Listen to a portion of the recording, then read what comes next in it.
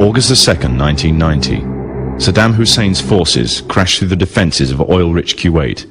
In fear of an Iraqi invasion into Saudi Arabia, the United States and her coalition allies poured into the Arabian Peninsula to form a deterrent that would be known as Desert Shield. The result was a series of diplomatic talks, negotiations and counter-negotiations that rapidly declined into a no-hope situation. On August the 17th, 1991, Desert Shield became Desert Storm.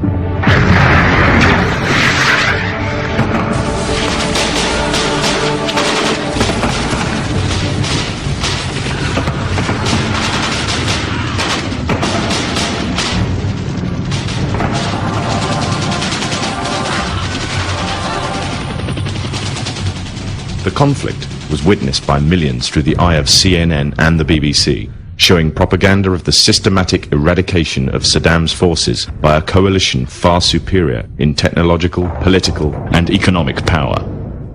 However, what was little known was that from the outset the war was engineered, controlled, and manipulated by an elite group. A group which had created the illusion of a man with power, at the head of a million-strong army, on the verge of going nuclear. A man who had gained control over 1/5 of the world's oil overnight. However, in reality, he was merely a pawn, in amongst many pawns, just a puppet in a grand master plan, with the Gulf War as a well-orchestrated stepping stone. The orchestrators of the war were by no means strangers to controlling major world events. In fact, they have done so for centuries.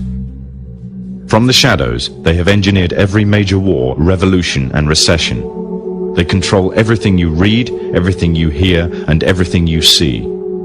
They have managed to indoctrinate an entire populace to their way of thinking, and have infiltrated key positions in places of authority.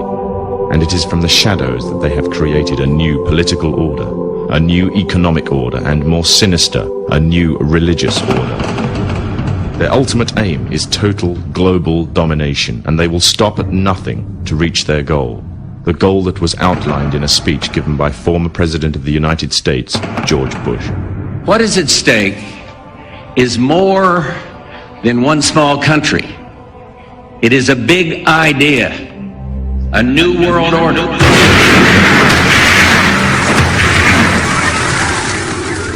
However, the origins of this global plan were not created in the offices of the White House.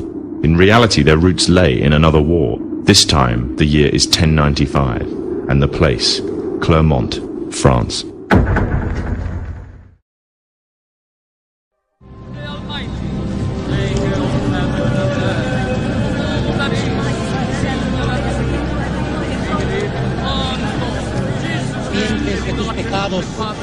En el nombre del Padre, del Hijo y del Espíritu Santo. 11th century Europe was ruled by the Church, which held a firm grip on the hearts and minds of the people. This power enabled Pope Urban II to wage war on the Muslim Caliphate and crusade in what he called a War of the Cross to recapture the land of Jerusalem. It had been under Muslim rule since the year 637, but in 1099 this rule was brought to a bloody and sudden end. In the name of the cross, women were raped and murdered. Children were put to the sword, and it is said that blood ran in the streets knee-high to the horses. Out of this land of bloodshed and terror, a group of men arose. Men that would stop at nothing to get what they wanted, no matter what the cost. 20 years after Jerusalem was taken, the Dome of the Rock was seized by a group of warrior monks calling themselves the Knights of the Temple of Solomon, or more simply, the Knights Templars.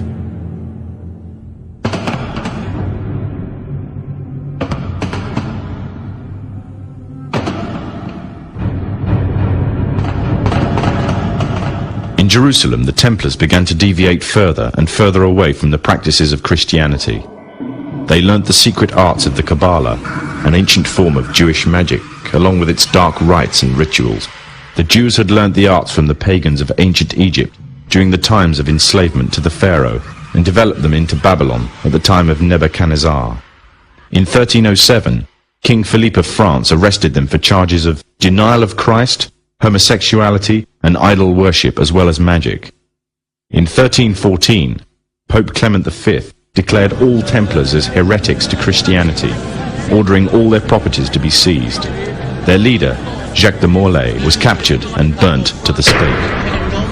The Templars were cornered, and just when it seemed they were finished forever, a glimmer of hope arose from a seemingly certain end. They were to find a safe haven as well as an ally.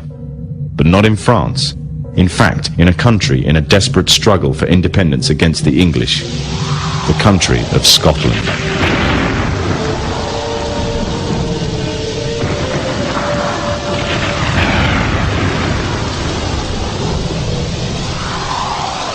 For some, Scotland's hope of independence had died with the death of William Wallace.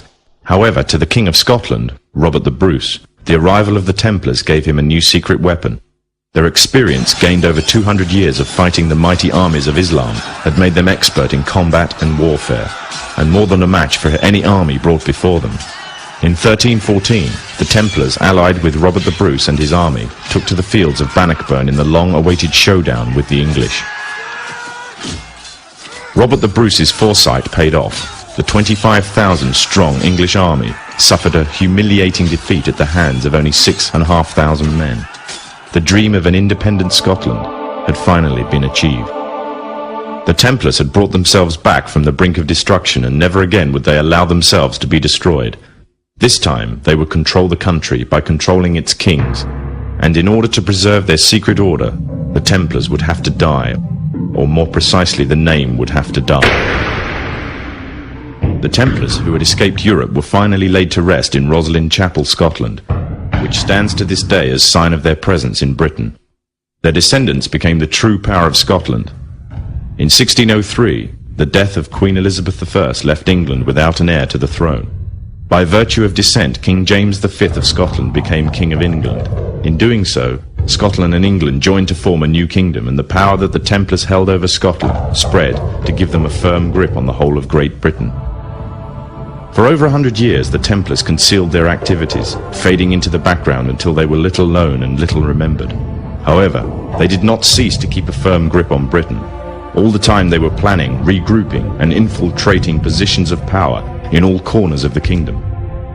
In 1717, the Templars made their reappearance in Europe. They had grown in both number and strength, and were now ready to coin a new identity, free from their reputation of the past, and given credibility by none other than the monarchy and aristocracy of England. And the name they chose for themselves was a name that would be known by many, but understood by a few. This new name, the Freemasons. The new identity and the grandeur of its members afforded the Masons with respect and dignity. The first royal member of the Freemasons was Frederick, Prince of Wales. The latest members include Prince Philip, the Duke of Edinburgh, and consort to the current Queen of England, Elizabeth II, who herself is a grand patron to the Masons. However, behind closed doors, the Freemasons were free to indulge in the secret rites and rituals handed down to them by their ancestors, and these became the basis of their levels of membership, called degrees. The Freemasons were not content with power in Britain alone. Their ambitions were far greater. In the years to come, the world would witness Europe and America being plagued by wars and revolutions, each more devastating than the other. However, these would not be as commonly believed, the spontaneous effects of a downtrodden people, but in fact schemes created by the exclusive few, driven by hunger for absolute power. All this would take place from the very country from which they had fled centuries earlier, and would become the base for their global domination.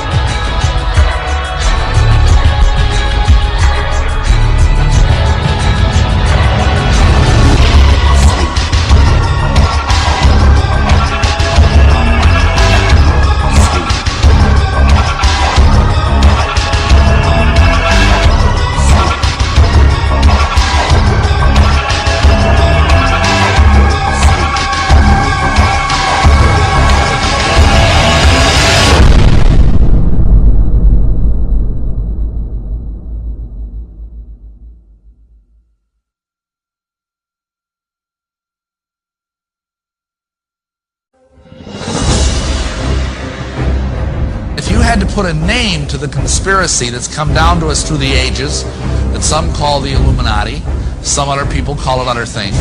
But I think if you boil it down to its purest, simplest form, you would identify it essentially as Freemasonry. Now that might surprise some of you, but understand that Masonry has been around a long, long time. It may not have always been called Freemasonry, but Masons itself brag about the fact that their first Mason was Tubal-Cain. Now Tubal-Cain, if you know your Bible, was the seventh man from Adam by way of Cain, and he was the guy that invented metalworking. And he is supposedly the first Mason. Now that's pretty far back to start a conspiracy. Then of course you have the flood. After the flood, the Masons say that the first Mason was Nimrod. Now of course we all know who Nimrod was. He's the guy that helped build the Tower of Babel. That's pretty good Masonry. He was the person who basically had the idea for a one world government. He wanted to start a United Nations. He had all these great ideas, you know, one world government, all this kind of stuff, new world order. And God had other ideas. And God came down and he cast confusion and changed the languages of the people. So they went and scattered abroad on the earth. That basically tells us what God thinks about the United Nations. This caused the conspiracy to go underground. And for centuries it existed in various forms. And if you look in the books, the literature of Masonry, you will find that Masonry says it is the direct linear descendant from the ancient mystery religions, from the ancient fertility cults. Now what does that mean? That sounds sort of exciting and mysterious and exotic.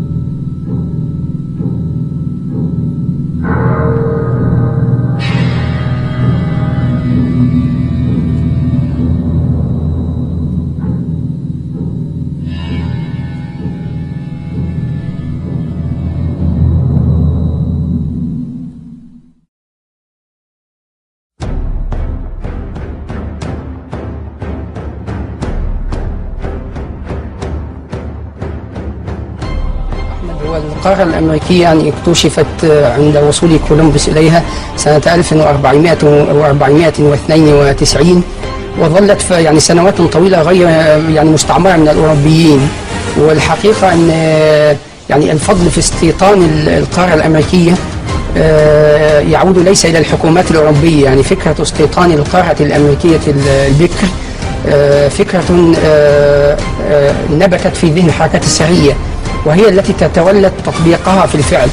وكانت فلسفة طبعا الماسونية والحركات السرية التي هي جسم كبير متشعب في أوروبا وفي تاريخ الغرب يعني وفي حالة صراع مستديم مع سلطاته ومع القوى العقائدية والتاريخية والملكية فيه. كانت فكرة هذه الحركات أن القارة الأمريكية أرض بكر وخالية من العوائق، وليس فيها سلطات وليس لها تاريخ وليس فيها عقائد وليس هناك حواجز تحول بين من يسيطر عليها وبين أن يشكل مجتمعا جديدا بأفكاره هو وبأهدافه هو ولغاياته هو، وأن يسير هذا المجتمع أو هذا العالم الذي سوف يتكون إلى حيث يريد. فيعني يختصر ذلك عبارة يعني تشير في الأدبيات الماسونية هي أنهم فطنوا إلى أن القارة الأمريكية هي التي ستحسم مصير العالم. من يسيطر على هذه الأرض البكر ويتمكن من إقامة عالم فيها بقواعده وقانونه ولغاياته هو الذي سيتمكن مع الوقت من السير بالعالم إلى ما يريد. فطبعا لا نريد الاستطراد في كلام نظري، لكن نقول تاريخيا ان اول عملية استيطان للقارة الامريكية كانت سنة 1587. هذه المحاولة رائدة، والتي هي اول عملية استيطان تاريخية للقارة الامريكية الذي قام بها وهو السير والتر ريد. كان احد كبار اعضاء حركة الروزيكريشن، وهذه الحركة هي توأم الماسونية، ولكنها أكثر منها انغلاقا وأكثر سرية وهكذا. We have before us the opportunity to forge for ourselves and for future generations a new world order, a world where the rule of law, not the law of the jungle, governs the conduct of nations. When we are successful, and we will be, we have a real chance at this new world order. Satan does have plans for a one-world government, and you have to control the money. Illuminized Masonic symbolism is all over America. On the back of the dollar bill on the left-hand side above the pyramid it says Annuit Coeptus, which means our enterprise is now a success, or a crowned success. So what enterprise does it mean? Well, Novus Ordo Seclorum near the bottom, Novus meaning new, Ordo is order, Seclorum is where we get our word secular, meaning the world. So it means new order of the world, simply new world order. So what it's saying is the new world order is now a crowned success. This was put on the dollar bill in 1934. 1934 is when the Federal Reserve took total control of the United States monetary system. The Fed is essentially controlled by two Illuminati bloodlines, the Rothschilds and the Rockefellers. President Franklin D. Roosevelt, a 32nd degree Scottish Rite Mason, placed the seal on the dollar bill. Roosevelt was also in the Order of the Nobles of the Mystic Shrine, known for its satanic rituals. The pyramid has 13 steps. In fact, the number 13 is on the bill everywhere. 13 leaves on the olive branch, 13 berries, 13 stripes on the shield, 13 arrows, 13 stars, 13 letters on E pluribus unum, and 13 letters in Annuit Coeptus. Now some people believe 13 is on the bill due to the 13 colonies, but dig a little bit deeper and you'll find the real answer. 13 also represents the 13 top Illuminati families that he traced back to the late 18th century and the early 19th century. He is credible, and that's why he was framed by the government and thrown in a cage. 1776 is in Roman numerals near the bottom. Some think it's because of the founding of the country. Another case of subliminal, indirect, reverse psychological propaganda. 1776 is when the Illuminati was formed. The New World Order. Another striking fact is that the eagle has 32 feathers on the right wing, the number of ordinary degrees of the Scottish Rite. There's 33 feathers on the left wing, representing the 33rd degree. The tail has 9 feathers, which represents the 9th degree of the York Rite. The eagle itself is a prominent icon in Masonry, extensively used in the Scottish Rite.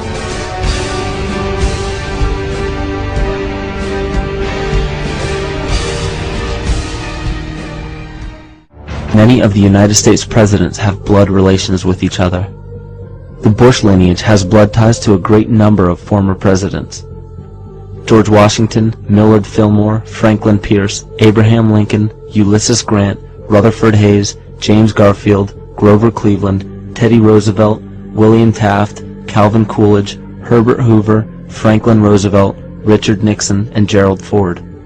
Barion points out in his work that Bush is closely related to every European monarch on and off the throne, and has kinship with every member of Britain's royal family. Bush's family tree can be documented as far back as the early 15th century. He has a direct descent from Henry III and from Henry VIII's sister Mary Tudor. He is also descended from Charles II of England. And we also find that George W. Bush is a direct descendant of Godfrey de Bouillon. Godfrey was the first king of Jerusalem after he recaptured it from the Saracens, which was the name for the Islamic faith during the Middle Ages. It is interesting to note that the current occupation of the United States in the Middle East was re-established by the same family, George Bush Sr. in 1991, and again by George Bush Jr. in 2003. George Bush Jr. is then found to be a cousin to both opposing candidates of his 2 terms in office, Al Gore and John Kerry. Democratic President Barack Obama also has blood ties with George W. Bush, as well as Gerald Ford, Lyndon Johnson, Harry Truman, James Madison, and the British Prime Minister Sir Winston Churchill. On the opposing side of the 2008 presidential ballot, John McCain is descended from Robert the Bruce, King William I of Scotland, and also Godfrey the Bullion. In either of those first two books, though, who knew you and Dick Cheney cousins? You know, listen, I don't think I'm going to family reunion. I don't know how I'll be greeted.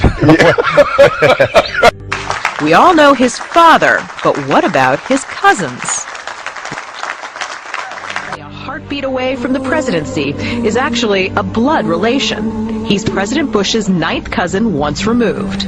Cheney's cousin Barack Obama is also Bush's 11th cousin. President Lincoln was President Bush's 7th cousin 5 times removed. And Bush shared more than just a ballot with John Kerry. That's right, they're 9th cousins twice removed. Trace the family tree far enough, and you get Madonna, Celine Dion, and Tom Hanks. Christine, you've heard the adage politics makes strange bedfellows. Apparently politics also makes for strange relations. Thanks to the New England Historic Genealogical Society, we now know the presidential candidates are related to a host of famous and historic figures. In this primary campaign. I opposed this war in 2002. But do you know their relatives? Obama is distantly related to 6 presidents: George W. and George H.W. Bush, Gerald Ford, Lyndon Johnson, Harry S. Truman, and James Madison. Obama's family tree also includes Sir Winston Churchill and Civil War General Robert E. Lee. Thank you all. Thank you. She's also related to beatnik author Jack Kerouac and the wife of Prince Charles of England. John McCain's ancestry was more difficult to trace, but it's known he's the 6th cousin of First Lady Laura Bush.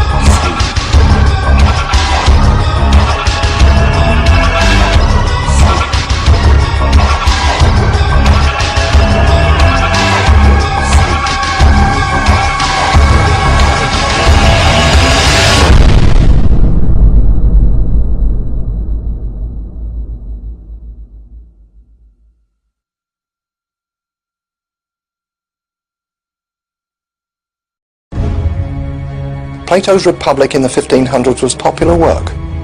He said, if we could have a group of wise men who were well paid to rule over the people, then there would be no corruption. And so they had to go into a secret society. It's estimated close to 5 million men are involved in Freemasonry here in North America. It is based on the worship of the male regenerative power. They were highly skilled men, and they wanted to keep the secrets of their skills to themselves. They are then required to take a blood oath not to reveal the secrets of Masonry, or they will lose their life. And I was warned that should I reveal any of the secrets of Freemasonry, to know what to expect. I went in there with all good intentions, thinking I was entering a fraternity. He does not know at all what he is being initiated into. It's not even mentioned. And they get into it naively, not realizing that it is a religious organization designed for very specific spiritual purposes. I thought it was a Christian organization. Their own leaders have consciously lied and deceived to them because they do not want them to know the true teachings of Masonry. It is based on Egyptian paganism. They are in a non-Christian, pagan, idolatrous cult. Freemasonry goes so far as to actually call Lucifer God. And no Christian has any part in it.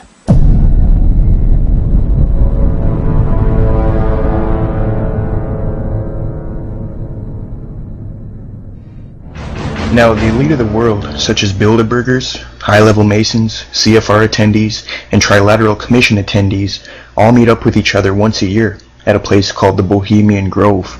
The Grove is a 2,700-acre secluded area in the woods of Monterey, California. The fact is, there is irrefutable evidence that satanic ritual goes on inside the Bohemian Grove. Here is a photo of Masonic coffin ritual being performed in front of a shrine of the devil. Now, a documentary filmmaker and radio talk show host from Austin, Texas, Alex Jones, snuck into the Bohemian Grove in the year 2000 and filmed this satanic ritual, known as the cremation of care. Notice the 50-foot stone idol. Notice the red, black, and white robes. Notice the fire and the satanic sacrifice. Now, there's a debate on what the idol represents. One camp says it's Moloch, the god of child sacrifice in the Old Testament, due to the nature of the ritual and the sacrifice near the belly of the idol. But in my research I found that it is not actually Moloch. The owl is a symbol of Minerva. You see, Dionysus of ancient Greece is interchangeable with Apollo, and Apollo's counterpart is Athena and Minerva, whose symbol is the owl. Similarly, child sacrifice was also involved in this cult. The owl became an important Illuminati symbol in 1776 and was adapted to the name of the Illuminati degree known as Minervals. In A. Barrow's book, Memoirs Illustrating the History of Jacobinism, published in 1798, page 582, he writes, quote, Vicept had adopted the bird of the night as his emblem, unquote. The owl represents wisdom, so what the elite are doing here is sacrificing something to Minerva, the owl of wisdom, and at the same time getting rid of their conscience and their care. Genesis 2:9 tells us that the tree of knowledge, to which the deceitful serpent falsely attributed the power of imparting the superior kind of knowledge beyond that which God was pleased to give. So the elite want the knowledge that God is not willing to give them, and they are willing to do satanic sacrifice to the false god of wisdom, the owl Minerva, who is in turn the serpent or the devil who offers knowledge. What kind of knowledge could they want? Maybe they want to know how to complete the New World Order Vicept started. Either way, Moloch or Minerva worship is satanic. They both have child sacrifice. They're wearing black, red, and white cloaks and practicing idol worship. This Minerva is Satan in disguise. The owl at the Grove is further proof that the Illuminati lives on, since Vicept adopted the symbol of the owl from ancient Greece.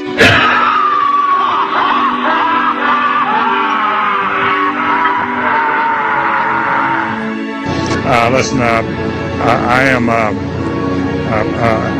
happy member of the Bohemian Grove. I like the folks who come there, and it's really inappropriate for me to talk about the group beyond that.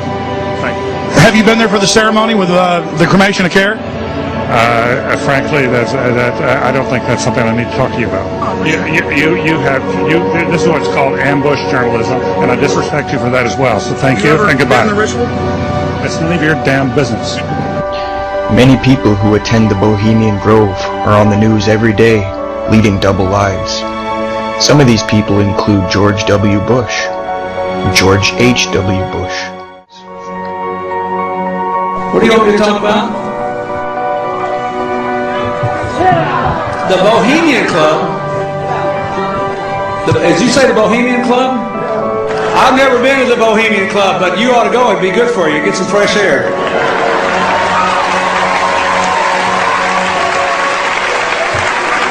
Here's a New Statesman news report that tells us that Bill Clinton has gone to the Bohemian Grove. Bill Clinton is a lying piece of garbage.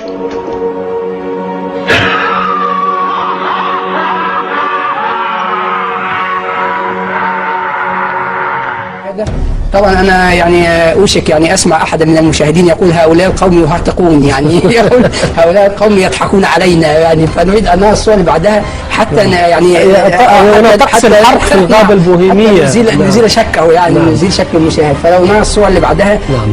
احنا عندنا في الولايات المتحدة الأمريكية، خلينا ادع هذه الصورة فترة يعني على الشاشة. في الولايات المتحدة الأمريكية يوجد شيء اسمه الغابة البوهيمية أو البوهيميان جروف في شمال كاليفورنيا. هذه الغابة يلتقي فيها نخبة الولايات المتحدة الأمريكية سنويا في موعد محدد لمدة أسبوعين، يقيمون داخل هذه الغابة إقامة كاملة داخل المعسكرات، وكل معسكر مخصص لقطاع من النخبة. فهناك معسكر لرؤساء الولايات المتحدة الحالي والسابقين، ومعسكر والسياسيين، ومعسكر لرجال المسؤولين وزارة الدفاع، ومعسكر لرجال الجامعات والأساتذة ورؤساء الجامعات، ومعسكر لأقطاب المال والبنوك والصناعة، ومعسكر للماليين والإعلاميين. المهم ان هذا التجمع سري، المفروض انه لا احد يطلع على ما يدور، وممنوع على الصحافه ان تدخل وان يعني تطلع عليه، وهو يعقد منذ اكثر من 100 سنه، يعني هذا التجمع له اكثر من 100 سنه. ففي هذا التجمع يعني يقيمون عروض مسرحيه واستعراضات وهكذا، والطقس الرئيسي في هذا المعسكر هو الذي نراه امامنا الان. هذه الصوره التي التقطت سرا. هذه صوره التقطها صحفي امريكي كاثوليكي اسمه أليكس جونز، تمكن من اختراق الغابه لانها شاسعه المساحه 2000 فدان وهكذا، وممنوع على المصورين الدخول يعني. فالذي لو المشاهد هذه الصورة، يعني أنا أعتقد لو سألته ماذا ترى، أول ما يسيرد على ذهني أن هذه مسرحية إغريقية. نعم. فأنت ترى ناس بملابس احتفالية، وترى يعني مشهد مسرحي. الحقيقة الذي نرى أمامنا هنا هو مسرح حجري مقام على شاطئ البحيرة داخل هذه الغابة البوهيمية. والواقفون هنا ليسوا ممثلين، هؤلاء نخبة الولايات المتحدة الأمريكية، يلبسون أزياء احتفالية بهذا الشكل، وفي هذا الطقس يرسو قارب على شاطئ هذا المسرح الحجري من البحيرة الصناعية، فيلتقطون الواقفون من نخبة الولايات المتحدة، وهو تمثال لطفل صغير، ويقومون بحرقه تحت أقدام البومة ليليث. هذا التمثال الذي يراه المشاهد هو البومة ليليث التي نتكلم عنها في الدولار، وهذا تمثال ارتفاعه حوالي 12 مترا، يعني الذي يحرقون عنده هذا. طبعا هذا تقربا للبومة. الصحفي الكاثوليكي الذي استطاع ان يخترق الغابة ويصور فيديويا ايضا، يعني صور الطقس الرئيسي بالفيديو. نعم. الاشخاص الموجودون داخل الغابة هم نخبة صفوة المجتمع الامريكي والاقتصاد والاعلام وهكذا، اللي هم النخبة. فنقول للمشاهد ما هي هذه البومة. نرى الصورة، يعني اولا هو يوجد في الدولار في الوجه الامامي من اعلى الى اليمين. هذا يرى صورة مكبرة للدولار، ويركز فيها خط على شيء معين. حول رقم 1 يوجد شكل زخرفي. هذا الشكل الزخرفي مكبر بجوار الصورة هكذا، يرى المشاهد شيء يشبه وجه البومة. نعم. سنقول له ما هي هذه البومة. هذه البومة هي ليليث. ما هي ليليث؟ نعم. ليليث هذه في سفر زهار، هناك سفر في التلمود اسمه زهار أو سفر الإشراق أو الضياء، يقول أن هناك زوجة سابقة لآدم اسمها ليليث قبل حواء. مسخت إلى نعم. خلقها الإله يعني خلقا مستقلا من التراب والماء، وليس من ضلع آدم كحواء. نعم. فلما خلقها أمرها بطاعة آدم، فأبت أن تطيع آدم ونشزت عليه، وقالت إنها خلقت مثله مستقلة، فليس له أن يأمرها ولا أن ينهاها، ففرت من الإله فمسخها إلى بومة. نعم. وفي الحركات السرية هي والماسونية هي رمز للتمرد على السلطات وعلى القيود وعلى التقاليد وعلى رجال الأديان وعلى العقائد وهكذا.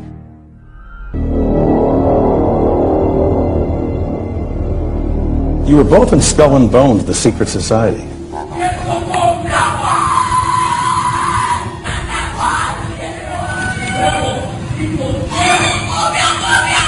And during the initiation rites, you could hear strange cries and whispers coming from the Skull and Bones tomb.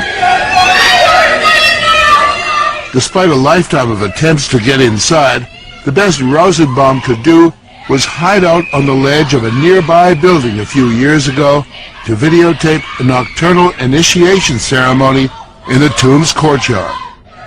The initiates are told that they are superior beings and are part of a privileged elite who use war, terror and famine to control Earth's human population.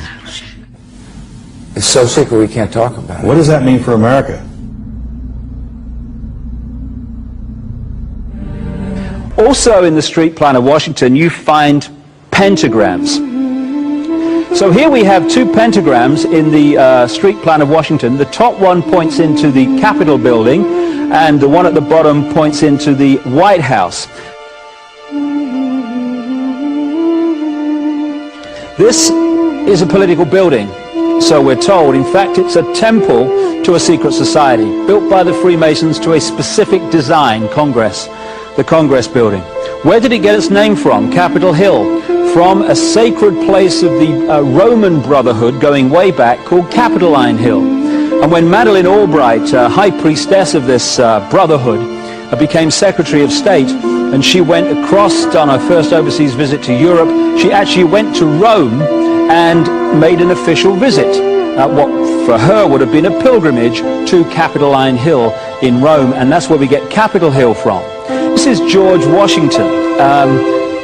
In the last century, they decided they didn't have a decent statue of George, so instead of getting an American to produce one, they ordered it from Italy, from Florence.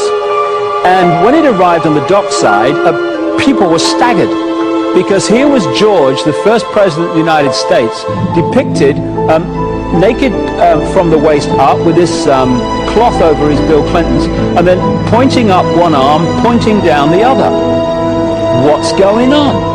Unless you realize where these people are coming from, it's inexplicable. Well, if you just hold that in your mind, arm up, arm down, naked from the waist up, and then Bill Clinton's covered in a piece of cloth, well, this is where it's coming from. This is the ancient depiction of the compilation of the negative force symbol that the Templars worshipped, or the high-level Templars worshipped anyway, called Baphomet. And this is why that they depicted George Washington in that way.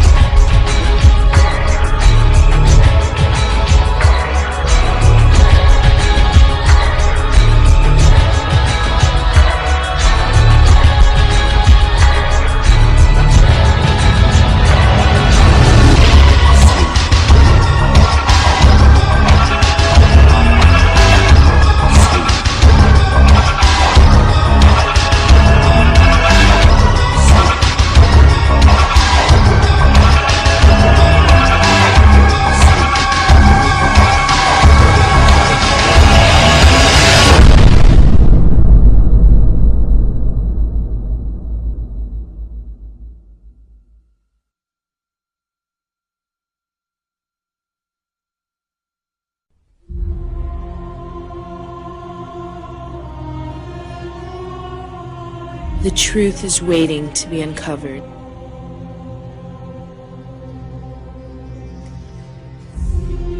They've been corrupting our minds, decaying our bodies, entrapping our souls, leaving us to rot on this planet, each cycle becoming more meaningless than the last.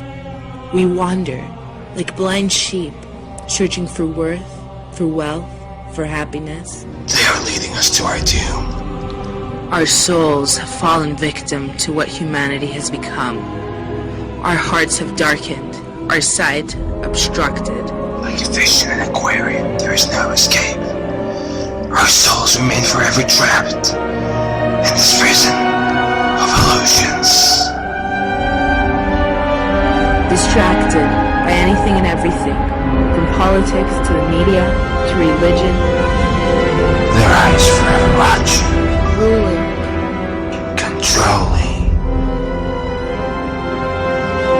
The powerful elite forces of this earth lie behind the scenes. And knowledge is our only power.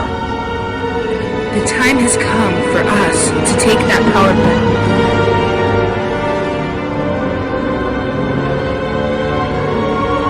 Emancipate our minds and open our eyes. We are the illusion. The Prophet Muhammad said that a time would come when the whole world would gather around to plan the destruction of the Muslims, as if they were gathered around a table to take part in a meal. Today the nations of the world are doing just that, around the circular tables of the United Nations General Assembly Hall. That when we're dealing with the subject of the Antichrist, there is a lot of symbolism involved in it. Religious symbolism, which needs to be interpreted.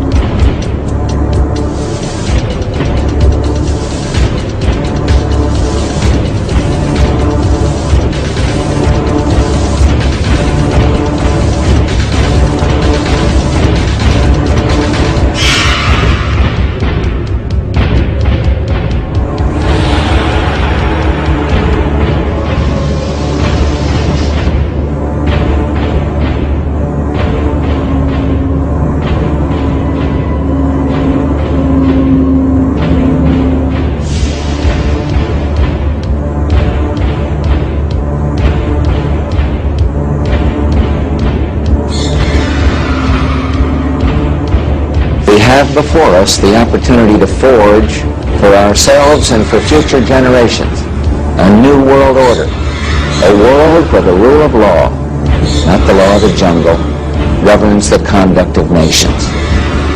When we are successful, and we will be, we have a real chance at this new world order, an order in which a credible United Nations can use its peacekeeping role to fulfill the promise and vision of the UN's founders.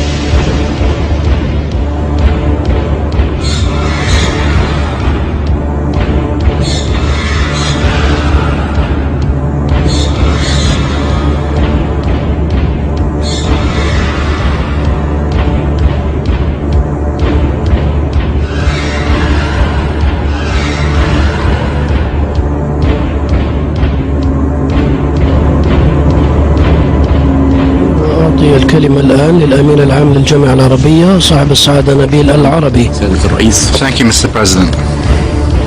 اسمحوا لي أن أتقدم بالشكر ولأعضاء المجلس على دعوتي للمشاركة في هذا الاجتماع الهام.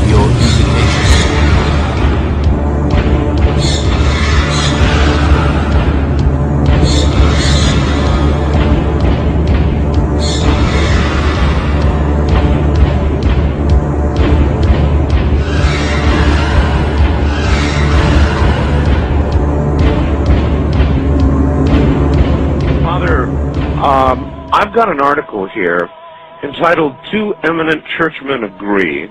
Yes. That there actually is, this is a shocker to a lot of people. Yes.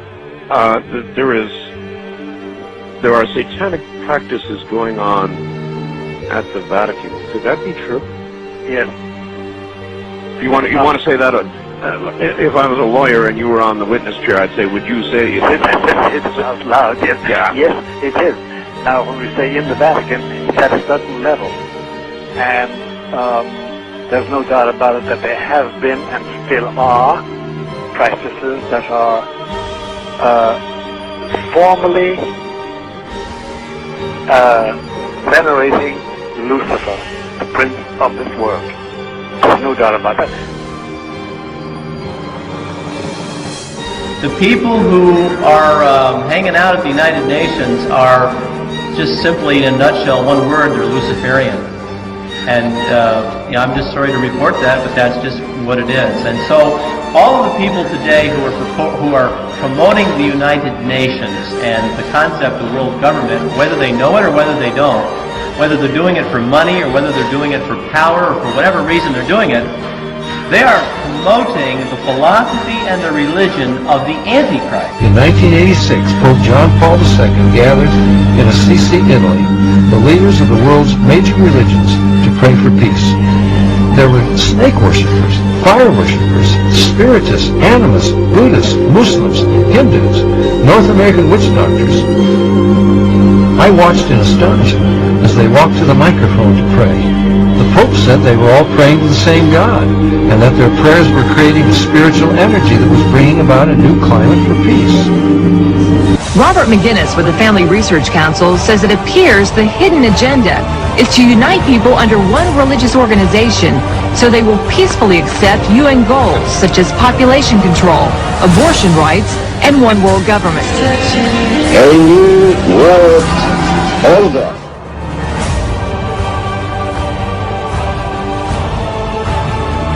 This ethnic cleansing that you're hearing about is Christian cleansing throughout the world. And as the Antichrist becomes more powerful, you're just simply going to see more and more and more of it. Now here, we have a picture of John Paul II hand in hand with the communist 33rd degree Mason, Nelson Mandela. Most all the blacks think that Nelson Mandela is the great black hope to South Africa. Here he is shaking hands with the communist Mikhail Gorbachev, who's also a Mason. We are in the middle of spiritual warfare. But the point is that I think some of us at least are here because we realize that there's a real problem today. But to people who are on the outside looking in, this is not what they see. They're watching leadership of the Catholic Church meet with members of the Communist Party, like Togliatti in Italy. And they're asking themselves, how can this be? I think we're in the last days. How we got here is anybody's guess, I suppose.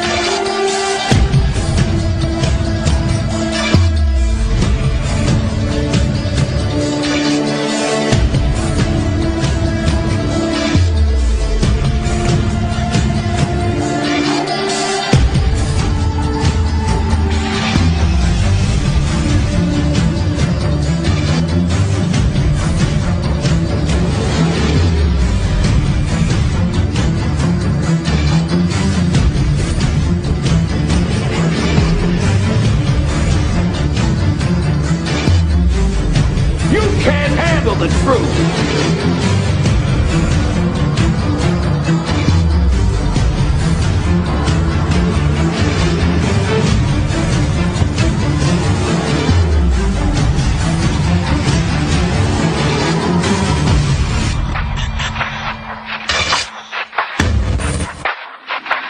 It was possible for me from an early age to enter what is the world beneath and what we know as the Illuminati. That's mainly the work for a pyramidal power that ends up in Jerusalem and Rome and that represents both the Vatican and the Chinese establishment. Together united to perform what they would like to be the New World Order.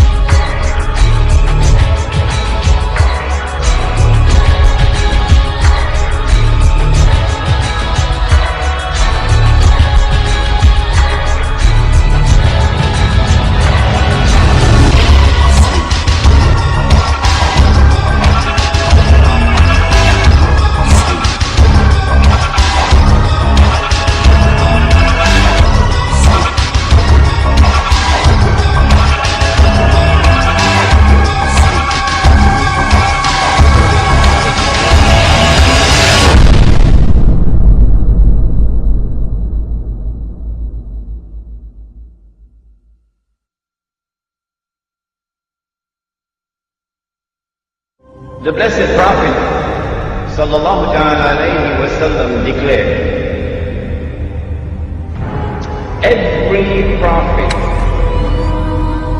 warned his people about the Antichrist, about Dajjal, the false Messiah.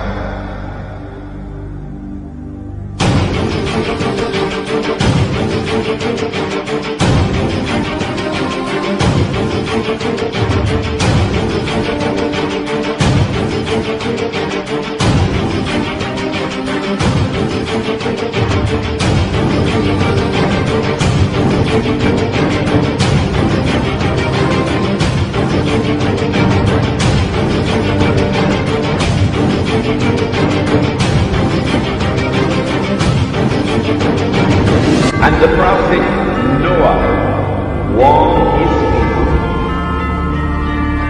But I say to you something that none ever said before me.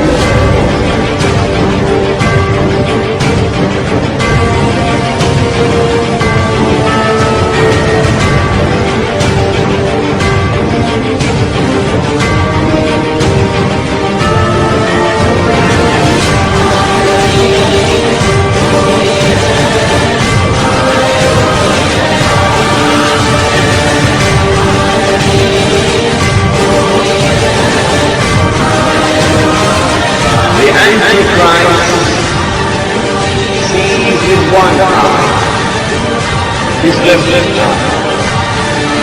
He's blind in the right eye. It looks like a buzzing great.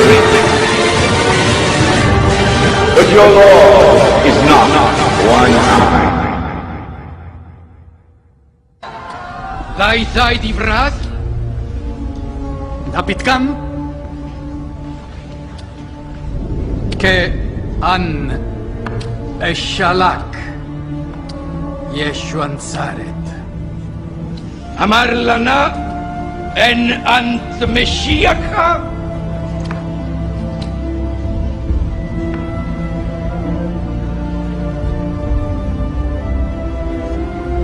Ehuena. Takson barnash yete bahimin khayil. Yete ba'ananesh.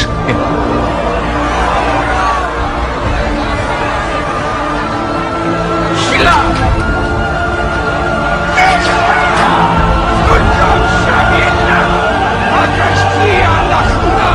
Al-Shahadu! Shamin Milah! Man Zeratkom!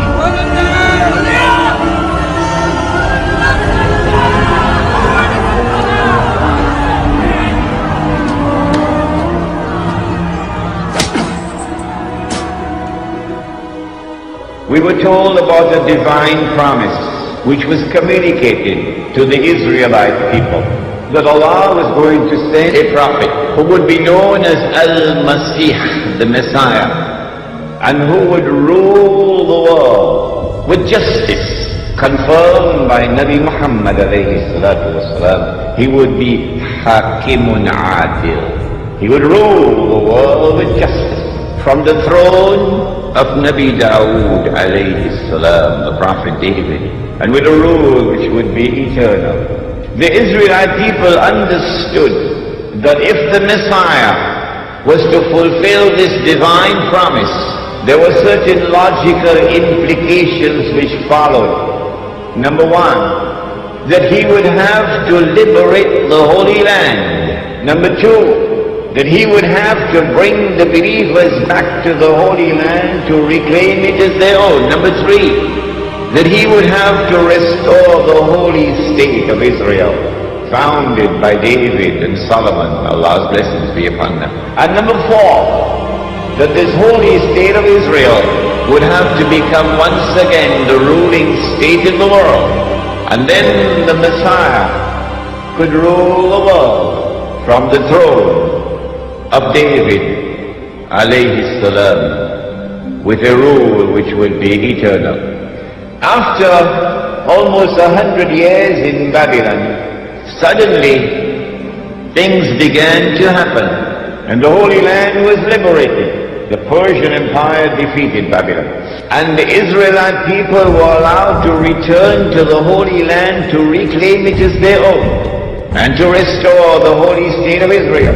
And the temple, or the masjid, built by Solomon, alayhi salam, was rebuilt. And so the Israelite people are now excited. Their excitement has reached fever pitch. The Messiah must be around the corner. The golden age is coming back. We're going to rule the world one more time. And sure enough, the Messiah came. But when the Messiah arrived, the son of Mary, while some of them accepted him, the establishment, the rabbis, the priests, rejected him. Why did they reject the Messiah? Answer, because Allah tested them. And because they were seeing with only one eye, they failed the test. They said, وَنَعُوذُ بِاللَّهِ مِنْ هَذَا, his mother had committed that enormous sin. And they said that this baby was a bastard. And then when they saw him die on the cross before their very eyes, he could not have been the Messiah. Why? He's dead. He's dead. And the Holy Land is under Roman occupation. He's dead. He never ruled the world from the throne of David alayhi salam. The golden age never came back, but he's dead. And so it is now confirmed beyond the shadow of a doubt. He could not have been the Messiah. What they did not know, and no one knew, for 600 years no one knew it, until the Quran came down, was that no, they did not kill him, no, they did not crucify him, but rather appearance and reality were completely opposite to each other. And Allah raised him, and one day he's coming back. When he comes back, he is going to rule the world. He will rule the world with justice, and he will rule the world from the holy state of Israel, built on the foundations of the religion of Abraham, alayhi salam. And that is Islam, and his rule will be eternal. But they did not know that. And so they're waiting for the Messiah to come. Prophet Muhammad, Allah's blessings be upon him, then informed that Allah had created a being, and Allah had committed to that being the mission of impersonating the Messiah, pretending that he is the Messiah. So he is the great pretender, and that he is known as Dajjal, Al-Masih al-Dajjal, Dajjal, the false Messiah or the Antichrist. Dajjal means one who deceives, and so the Antichrist has a PhD in deception.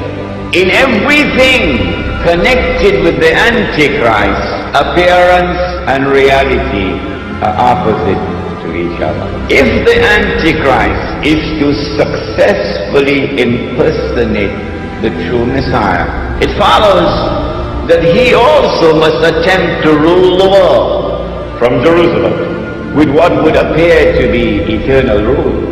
Only then can he declare, I am the Messiah.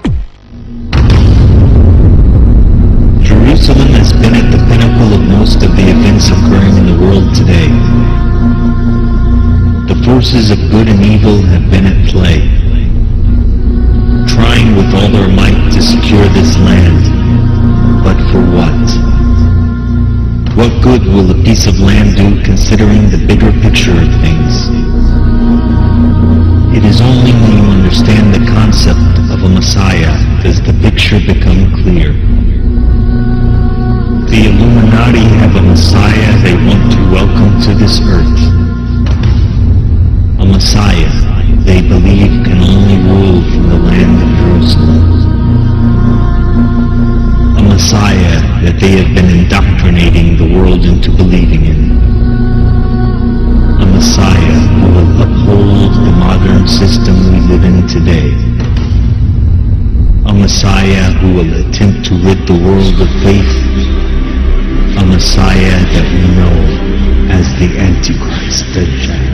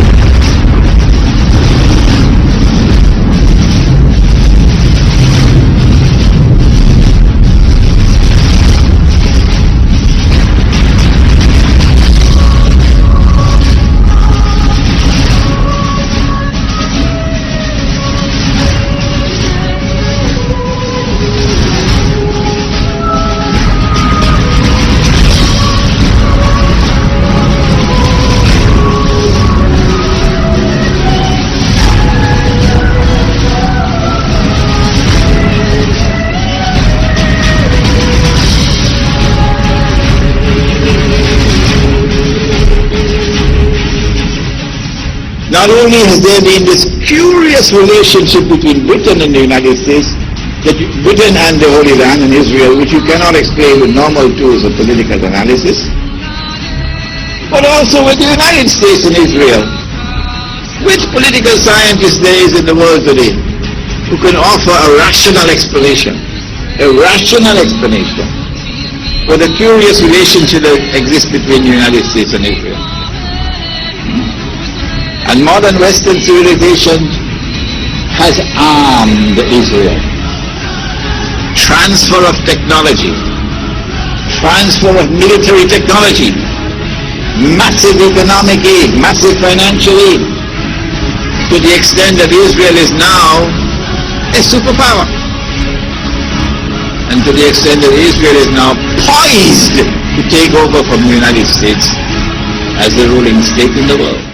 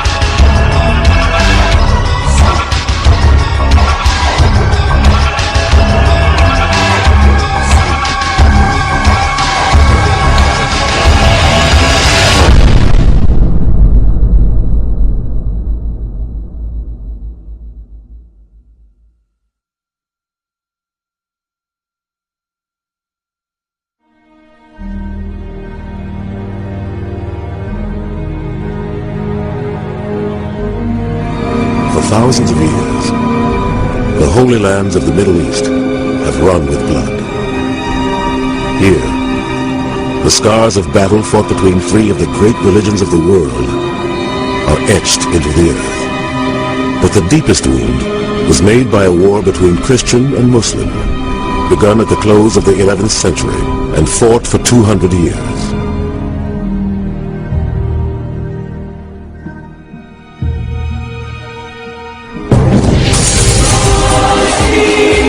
At stake, a tiny strip of land just a few hundred miles long, but with the greatest prize, Jerusalem.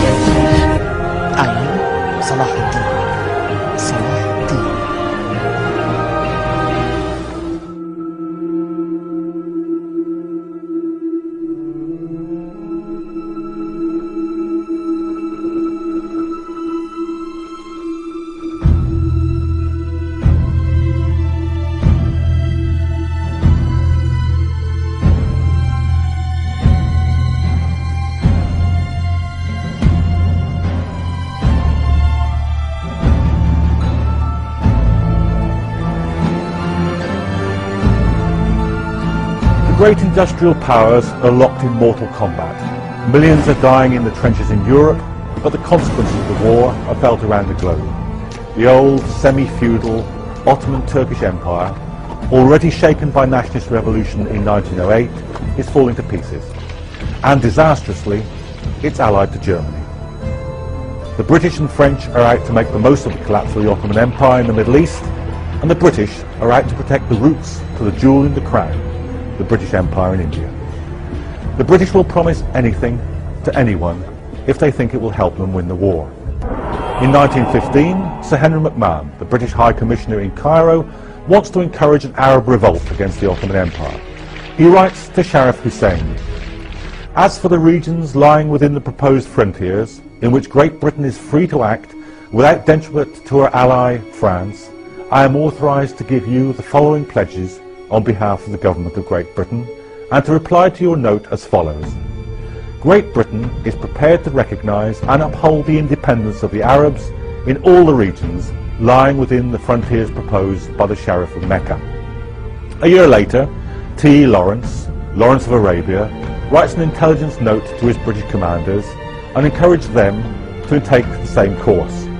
He says it will be beneficial to us because it marches with our immediate aims: the breakup of the Islamic bloc, the defeat and disruption of the Ottoman Empire, and because the states that Sharif Hussein would set up to succeed the Turks would be harmless to ourselves.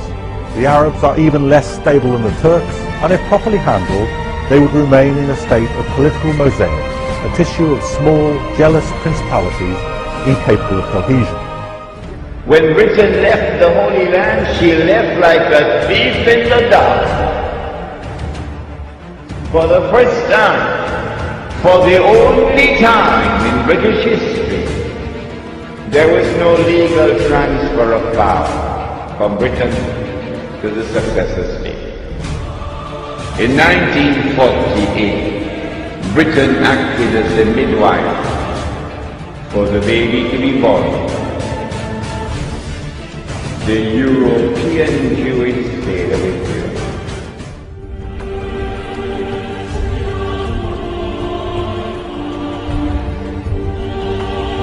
Another statement of the Prophet ﷺ, which is of crucial importance, it is also in Sahih Muslim. He said that when the Antichrist is released, he will live on earth for 40 days. 40 days. Yawmun kasana. One day like a year. Yawmun kashahr. One day like a month. Yawmun kajum'a. One day like a week. وَسَائِرُ أَيَّامِهِ كَأَيَّامِكُمْ. And all his days, implying all the rest of his days, would be like your days. When his day, now listen carefully, when his day is like our day, he would be in our dimension of time. And when he is in our dimension of time, then we can see him. At that time, of course, he would be, said the Prophet ﷺ, a Jew, a young man, powerfully built, with curly hair. Where would he be at that time? Of course, he would be in Jerusalem, ruling the world from Jerusalem, the way the world is now ruled from Washington. But where would he be when he's released on earth? In a day which would be like a year. And where would he be on earth? In a day which is like a month. And where would he be on earth in a day which is like a week?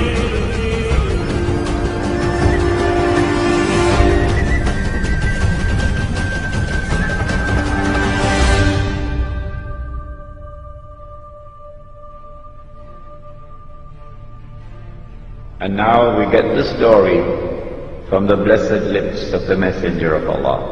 What is the story? Tamim al-Dari and some 30 or 40 of his companions went on board a ship. And then the storms came and blew the ship for a whole month before they arrived at an island. And when they got on shore, they got off the ship and they went on shore, they were confronted by a very hairy creature. Plenty hair, so much hair, you could hardly tell which side is head and which side is tail. And then this creature spoke and said, I am Jassasa, spy. Surah Al-Hujurat, وَلَا تَجَسَّسُوا, do not spy. So this is an island with a lot of people who excel in spying. The answer, of course, is that when he's released on earth, he will be on that island. And from that island, he will launch his mission to liberate the Holy Land, to bring the Jews back to the Holy Land, to reclaim it as their own, to restore a state of Israel in the Holy Land, and get the Jews to believe that this is the holy Israel of David and Solomon, alayhi salam, and to cause that state of Israel to become the ruling state in the world. Which island is it? An amazing thing has happened. The British government did something which was incredibly strange and mysterious. In Britain, which is now the prince of the secular world, the secular world takes religion out of politics. And Britain is the prince of the secular world. Britain issues a declaration known as the Balfour Declaration in November 1917 that it is the intention of His Majesty's government to work for the establishment of a Jewish national home in the Holy Land. Do you hear that? The only thing stranger than that ever occurred in history was the day that the cow jumped over the moon. Why would a secular state, which leads the world of secular states, declare its intention to work for the establishment of a Jewish national home, meaning a Jewish state, in the Holy Land? 2 months later, this was October 1917, in December 1917, it is a British army led by General Allenby which defeats the Ottoman Islamic army and liberates the Holy Land. And when Allenby entered into Jerusalem, the British general declared, today the Crusades are over. Oh, but the Crusades were supposed to have been Christian wars. And you are now a secular state. You're not a Christian state, you're a secular state. How come a secular Britain is continuing a crusade started by the Pope 1,000 years before? That's strange. That is incredibly strange. Between 1918 and 1948, it is the island of Britain which ruled over the Holy Land. on a mandate conferred by the League of Nations. And during that period of time, Britain opened the doors for the Jews of Europe to enter into the Holy Land and to reclaim it as their own. But now, the United States takes over from Britain as the new ruling state in the world.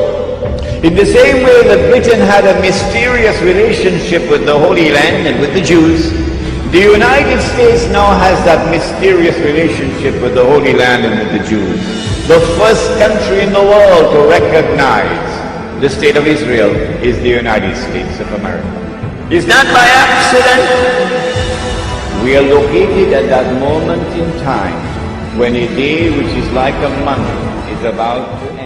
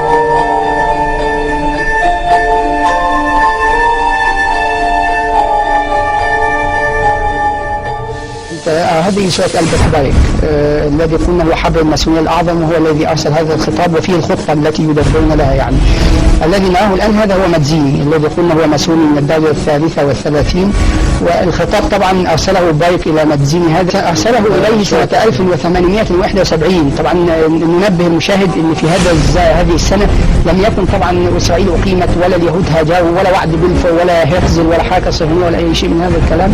إنما قال بايك لمدزيني في خطابه هذا أنه يجب على الماسونية والحركات السرية في العالم كله أن تتوحد في عملها من أجل أن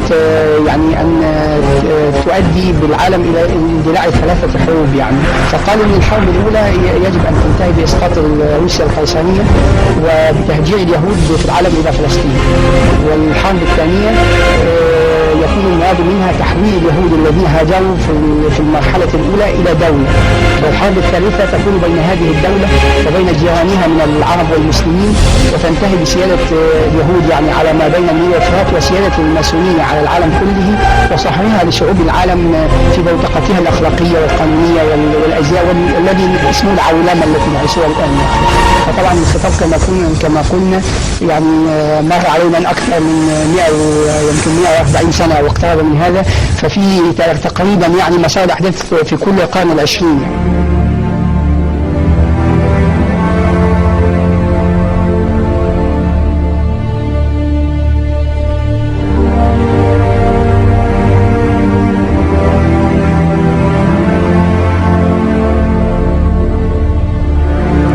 The resolution of the DAC Committee for Palestine was adopted by 33 votes, 13 against, 10 abstentions. Not later than May 16th next, a provisional Jewish government will commence to function in cooperation with the representatives of the United Nations then in Palestine. إسرائيل منين لفرات عائلة إسرائيل منين لفرات. When they colonize a part of the world, they do not leave, they do not decolonize until and unless they have put in place institutions which will ensure that that society will continue to be ruled by them by proxy, and in the process they seek to transform the rest of mankind into carbon copies of themselves. This never happened before in history. Understand what's happening here, then I've got peanuts in my head. When will I wake up?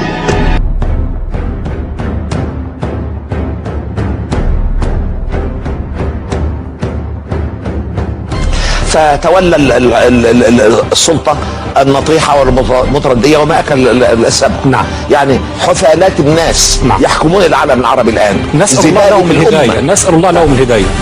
نسأل الله لهم الهداية أو يأخذهم جميعا ويريحنا منهم. نعم. لا يوجد الآن حاكم عربي واحد يفهم الإسلام. لا يوجد حاكم عربي واحد يطبق الإسلام. لا يوجد حاكم عربي واحد يحكم في هذه القضية باسم الإسلام. لماذا الصمت؟ لماذا الجبن؟ لماذا الخوف؟ لماذا هذا الذل وهذا العار الذي تعيش فيه الأمة؟ خايفين على ايه؟ على كراسيهم؟ سبحان الله. اين الجيوش العربية؟ اين الاسلحة العربية؟ لماذا اشترى السلاح؟ لقمع الشعوب واذلالها وحماية الكراسي والعروش والاستعراض في المهرجانات. هل هذا دور الجيوش في العالم العربي؟ هم يعلمون ان الكيان الصهيوني يستعد لهذه المعارك منذ عشرات السنين. لماذا لم يستعدوا؟ اين اموال هذه الشعوب؟ لماذا خذلونا في هذا الموقف وخذلوا الامه وظهروا بظهور الجبن والخوف والاستخباء والضعف والمهانه واذلوا الامه معهم؟ لا، ما ياخدوش من الاسلام الا واطيعوا واولي الامر. اطيعوا اولي الامر. طب ما تشوف اطيعوا الله الاول واطيعوا الرسول. اشمعنى دي؟ يعني اشمعنى دي اللي باينه قوي عندك؟ اشمعنى دي اللي باينه عندك؟ ليه؟ كل ما يجي يقول لك واولي الامر واطيعوا يا شيخ قول له كمان افهم، الله لم يجعل لولي الامر طاعه مستقله. قال اطيعوا الله واطيعوا الرسول ولم يقل واطيعوا اولي الامر، بل قال واولي الامر من دون ان يكرر الطاعه، ليدل على ان طاعه ولي الامر من باطن طاعه الله وطاعته. انت عايز واحد مجرم خاين عميل يجيب شيخ يساعده، يكون شيخ محترم ولا شيخ منصر شخشخة ركبه؟ بمعنى لما واحد يكون خاين وعميل هيجيب شيخ محترم هيقول له قال الله وقال الرسول، مش هيرضى وهيوقف له. انما يجيب شيخ شرابة خرج، شيخ شرابة خرج يروح على بيريز ويسلم عليه بايده الاثنين. ايه الخيبه دي؟ ايه الخيبه اللي انت بتعملها؟ ونقول له يقول لك وانا ما كنتش اعرف. انت ما تعرفش؟ طب فلسطين، طب الاخوه في فلسطين متحاصرين، هم متحاصرين؟ انت مش عارف ان هم متحاصرين؟ انت ايه بالظبط؟ ايه الكائن الحي الدقيق ده؟ ده ينفع يمثل الاسلام ولا يمثل المسلمون ده؟ ده عشان كده كل مجرم لازم يجيب له واحد من دول. يوم الناس لما تشوفه تستدفه المشايخ، تستدفه العلماء، يقول لك علماء مين؟ عشان كده انا بقول العمم اما قمم واما رمم.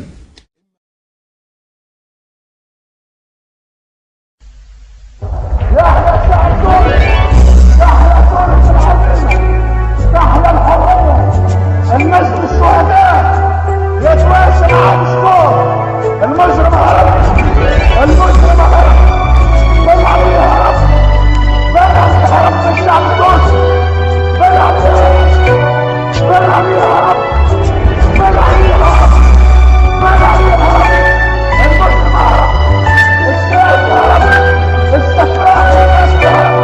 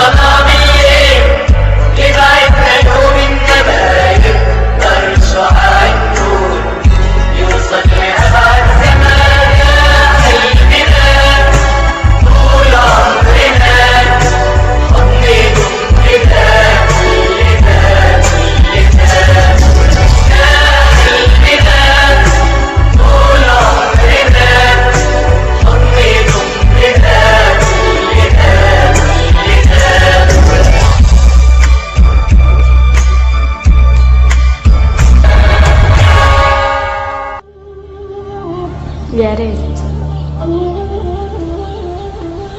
يعني مناي اني ارجع البيت.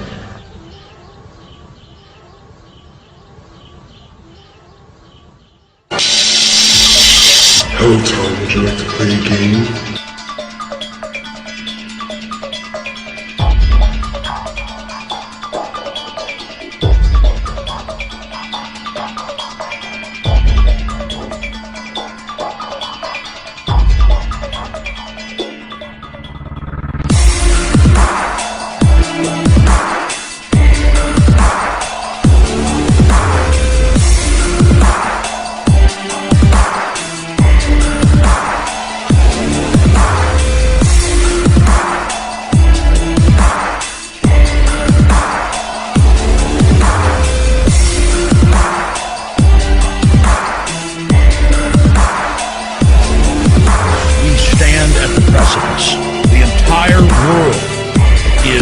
Rushing towards World War III by any measurement or definition.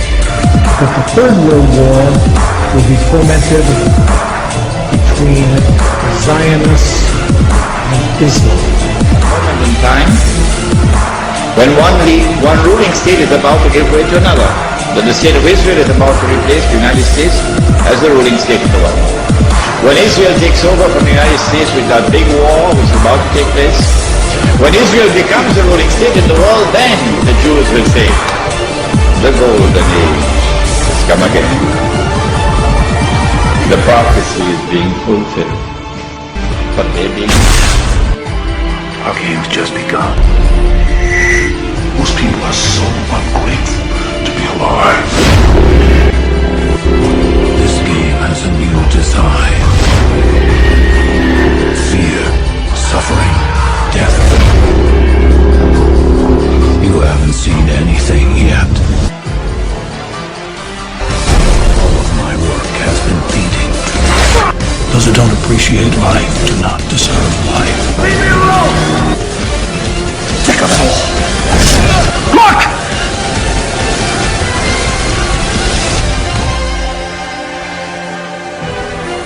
The games have just begun. Everybody deserves a chance.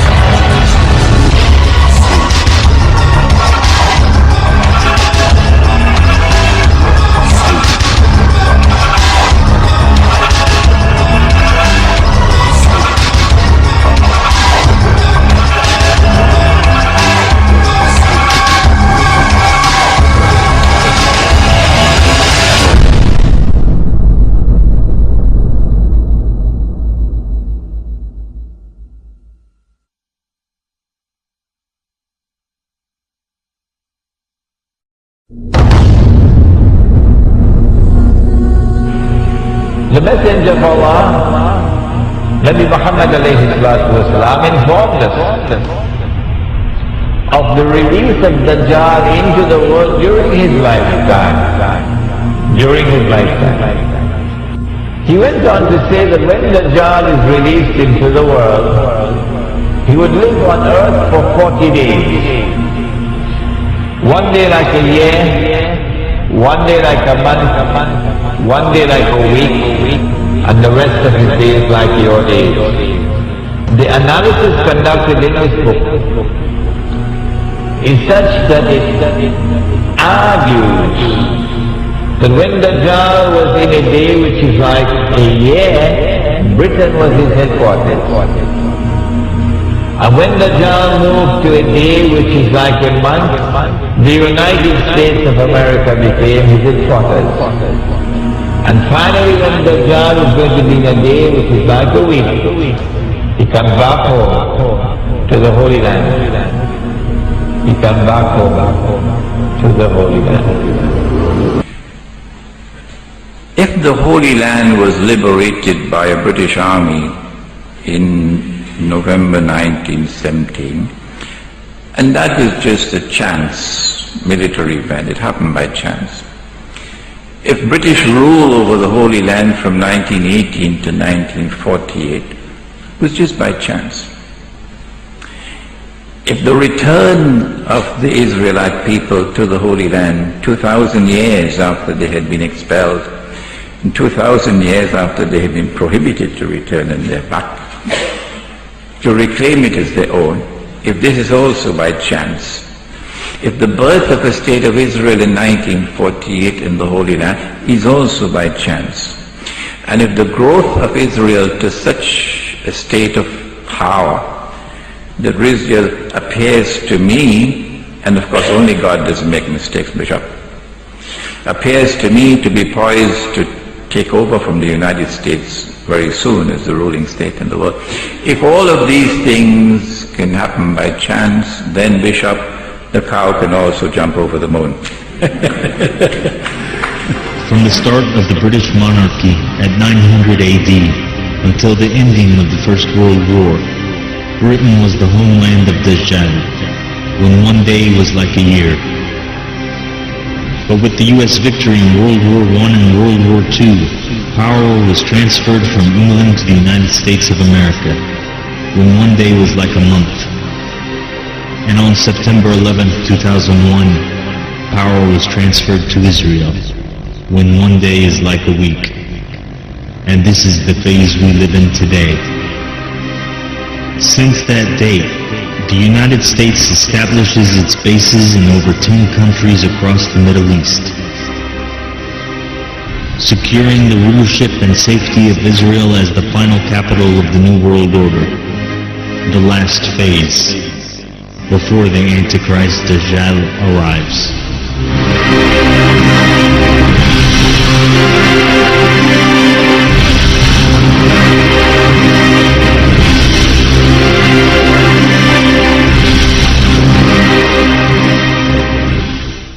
Iran is today the world's leading state sponsor of terror.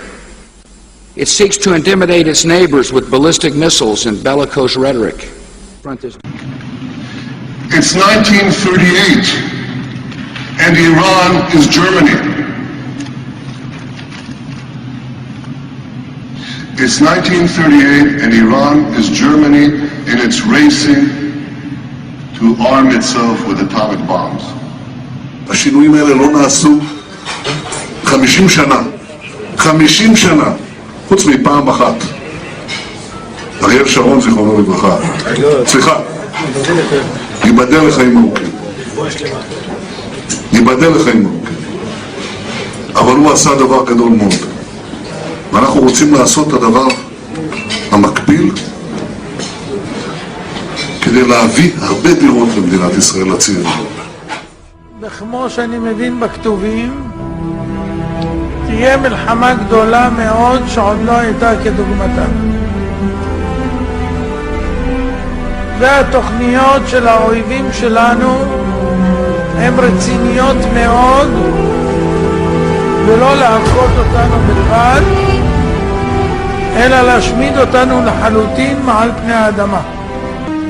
ואתם יודעים, כשתפתח מלחמת גוג ומגוג, אז 70 אומות העולם ילחמו בנו, כולל ארצות הברית. זה יהיה בגוג ומגוג. גוג ומגוג מלחמה של 7 שנים. 2/3 מהעולם ימותו. 4 מיליארד בני אדם. רק 1/3 יוותרו. והבאתי את השלישית באש, וצרפתים כצרופת הכסף, ובחנתים כבחון את הזהב. מי שרוצה לראות את כל הדברים כתובים, יקרא בספר יחזקאל.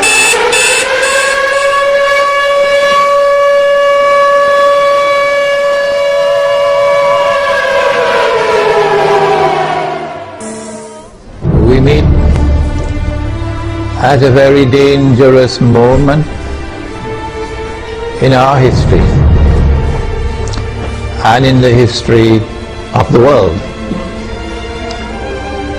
to address you on the subject of implications of a Zionist-Israeli attack on Iran, which now appears to be not only fairly certain, but also just around the corner.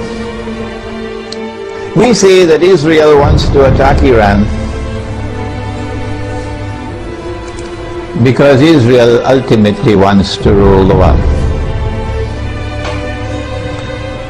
Because the Zionists want to rule the world. Because the Judeo-Christian Zionist European Alliance wants to deliver to the state of Israel the status of ruling state in the world. فإن المتتبع إلى مصادر اليهود العقدية ومخططاتهم السياسية سرعان ما يكتشف أن إسرائيل الكبرى ليست هي بيت المقدس فقط ولا أرض الشام فحسب، إنها أكبر من ذلك، إنها الأرض من نهر النيل إلى نهر الفرات. عندما يهتم وزير الدفاع الأمريكي بنيتا بالتقدير على مسامع صحفي أمريكي كبير بأن إسرائيل ستهاجم إيران لغاية حزيران حتى لا تتمكن إيران من إخفاء منشآتها النووية، لا يبقى أمامنا سوى أن نحاول الإنصات للمؤسسة السياسية في إسرائيل. تقديرات دبلوماسي أمريكي صهيوني قريب من إسرائيل هو دينيس روس بيقول إنه خلال 9 شهور بالكتير. احنا فبراير، يبقى لما تحسب من فبراير شهر 2 حط كمان 9 يبقى شهر 11، يبقى نوفمبر بالكتير ممكن تكون الحرب في الصيف او على سبتمبر او على اكتوبر، اللي هي الحرب الاسرائيليه على ايران. He said he reached over on his desk and picked up a piece of paper. He said, I just got this down from upstairs, meaning the Secretary of Defense's office today, and he said, this is a memo that describes how we're going to take out 7 countries in 5 years, starting with Iraq and then Syria, Lebanon, Libya, Somalia, Sudan, and finishing off Iran. They are trying to murder 4 billion people. They are trying to start World War III right now in Iran and in Syria. ضرب إيران ده هدف استراتيجي لنا لإسرائيل. يعني إيران تضرب الأول، إسرائيل تخش تدمر نص الشرق الأوسط. الدب الروسي والتنين الصيني هيقولوا يهبوا فيضربهم. قال لك الصبح هتصحوا تلاقوا إسرائيل وجهت ضربة للعرب عنيفة جدا، بيقول كده بالحرف، سيتم فيها قتل أكبر عدد ممكن من العرب بشكل عام. لازم نفكر ده نص الشرق الأوسط. لازم نفكر الناس إن كيسنجر يهودي. كويس. بعد ما إسرائيل تقوم الصبح روسيا والصين يلاقوها عمالة واكلة في العرب مولعاها نار، لغاية ما يتحركوا هتكون أمريكا بتوجه ليهم الضربة الجامدة قوي قوي، وتبقى في حكومة واحدة عالمية في العالم. And that an attack on Iran is now going to inevitably lead to World War.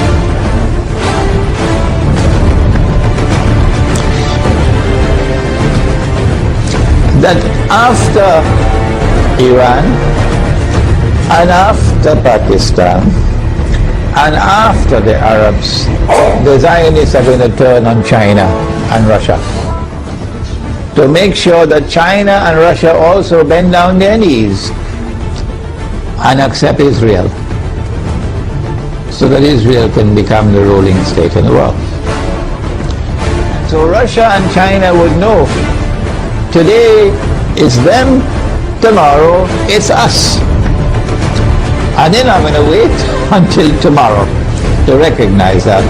The minute Iran is attacked, they will recognize that the threshold has been crossed and that we are now moving inevitably towards nuclear war. Israel. C'est marqué dans les textes qu'à la fin des temps, il y aura une grande guerre dans le monde. On n'est pas prophète ni fils de prophète. C'est vrai que tout le monde sent un peu que c'est pour bientôt. On ne sait pas quand ça se passera. C'est marqué très clairement qu'il y aura une grande guerre entre l'Occident et l'Orient. Je rajouterai même un petit truc que j'ai pas... Seigneur de son. Vous savez, j'aurais lui dit, dites-moi, vous dites que ma chère fille a ici à venir un jour. Qui vous êtes? Un petit peuple, sans rien. Même aujourd'hui, on a une armée, etc. Mais on est un petit peuple, on est combien? 6 millions par rapport à 1 milliard 300 millions d'ennemis qui nous entourent, le monde entier. Faut pas rêver, d'accord? Avec la meilleure armée du monde, on n'est rien. Le Rav Sharp disait sans cesse, faut pas croire qu'on est ce qu'on n'est pas. On est des petits, très vulnérables, faut faire attention. Votre Messie viendra, comment il va faire la guerre? Comment il va montrer qu'il sera un grand? Tu veux que je te montre? Dis à tous tes seigneurs, dans 3 jours, on va faire un concours de combat de coq. Que chacun prépare bien son coq, on verra qui sera vainqueur. Moi je mènerai mon coq aussi, on verra. Je te montrerai comment je serai vainqueur. Ouais, ok, très bien. On voit les élites spéciaux à tous ces seigneurs revenir dans 3 jours. Chacun avec son homme de combat le plus fort. Et on va voir maintenant qui va gagner. Après 3 jours, des trompettes, des drapeaux, tous les seigneurs qui sont là. Et le roi s'installe. Chaque seigneur amène son coq, des coqs flamboyants, des coqs cruels, forts, puissants. Et le Rav vient, il sort un coup de son sac comme ça, un petit coq, tout reluqué, tout tremblotant. Les seigneurs là se regardent en faisant des sourires, des coups d'œil comme ça, ils rigolent déjà. Bon, les trompettes sonnent, le roi ordonne que le combat commence. On jette les coqs dans l'arène. Et le combat commence, les coqs l'un sur l'autre, ils se griffent, ils se mordent, ils se griffent. Le petit coq du Rav, il est ce que j'ai dans un petit coin comme ça, il fait rien du tout.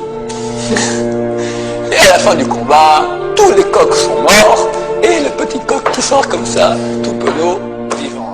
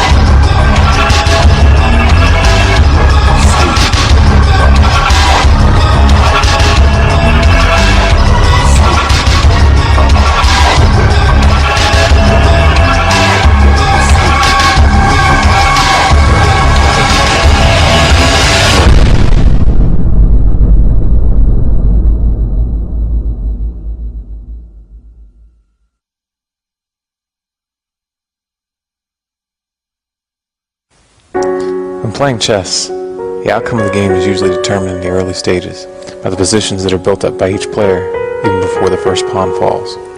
These moves may seem innocuous to the untrained eye, but an experienced player can read the threats which grow and develop in each stage and can see the traps which are being laid. Right now, the nations of the world are organizing and positioning themselves financially, diplomatically, and militarily for a struggle which will alter the global power structure irrevocably.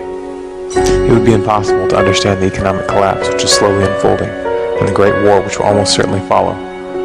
There will be other justifications given, or even apparent attacks on our own soil. There will be the usual talk of fighting terrorism, spreading freedom, and liberating the people of this country or that. But don't be fooled. What's really at stake is the control over the world's monetary system and the global political power which will grow out of it. This is not a subject I enjoy thinking about, because as a father, I feel the implications of what I'm presenting here deep in my gut. I can understand why many might not want to look at what I'm about to say, and why they might resort to calling me a fearmonger. But consider this. If someone sees a hurricane approaching and does not tell you about it, are they really helping you? I want you to look at this, because how you react to these events will shape the future for generations to come. What's at stake is more than your life, more than your children's life. What's at stake is in fact an entire era of human history.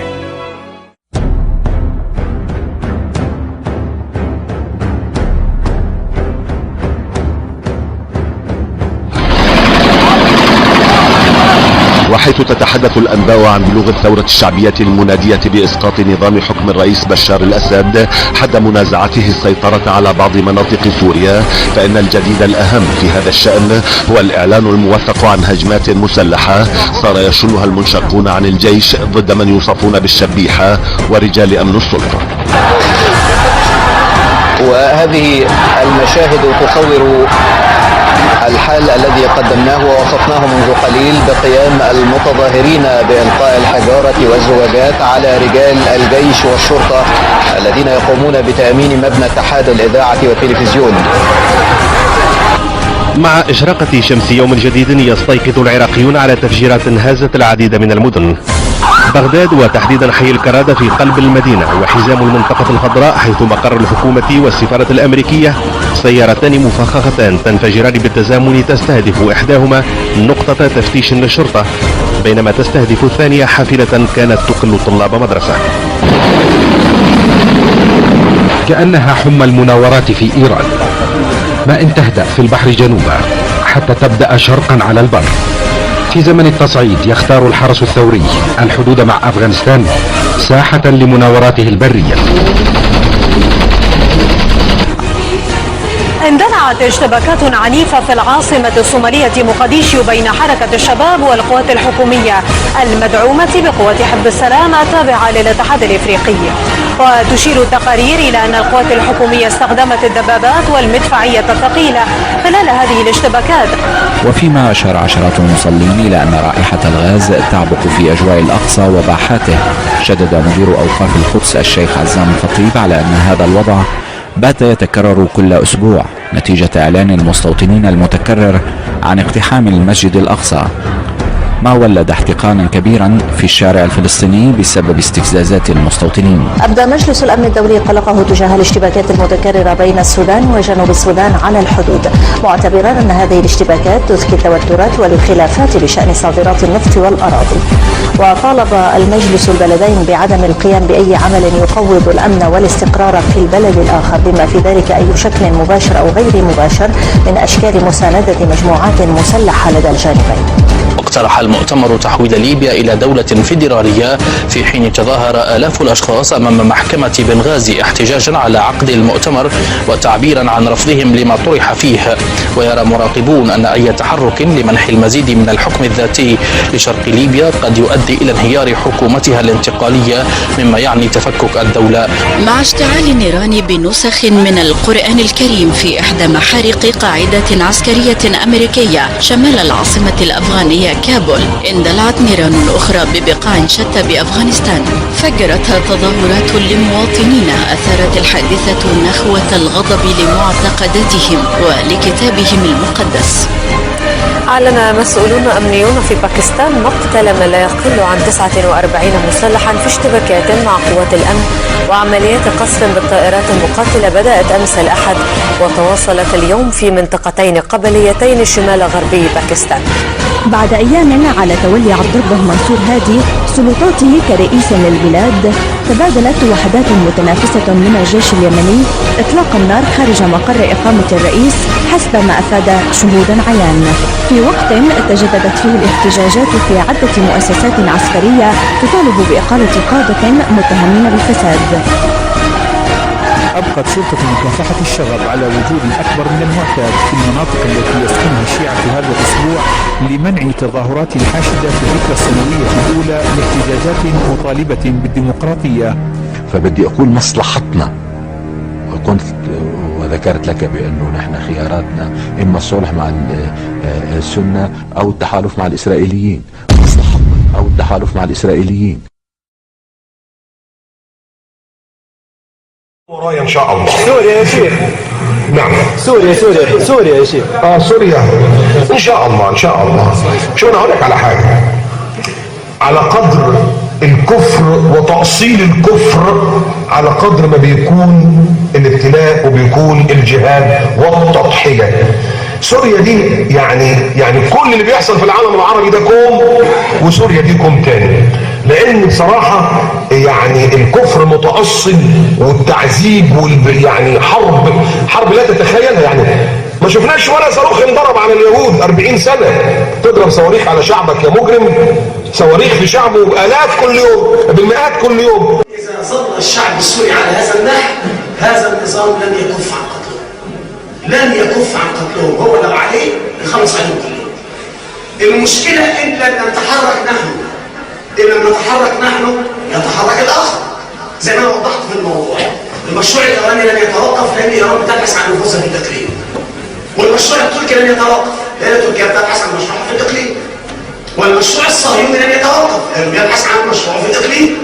والمشروع الغربي لن يتوقف لأنه لا يريد أن يتخلى عن الإقليم. المشكلة بقى أين الإقليم؟ أين الإقليم؟ حديث رواه الإمام مسلم وغيره من حديث أبي هريرة رضي الله عنه قال صلى الله عليه وسلم: لا تقوم الساعة حتى ينزل الروم بالأعماق. أين الأعماق هذه؟ بالأعماق أو بدابق. الأعماق أو دابق قلب بلاد الشام.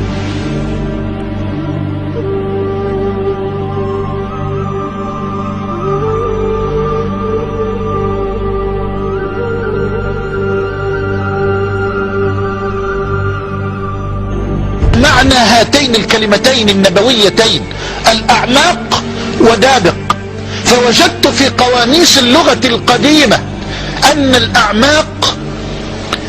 الأعماق مكان في حلب في سوريا، وأنطاكية أو أنطاكية مكان في تركيا.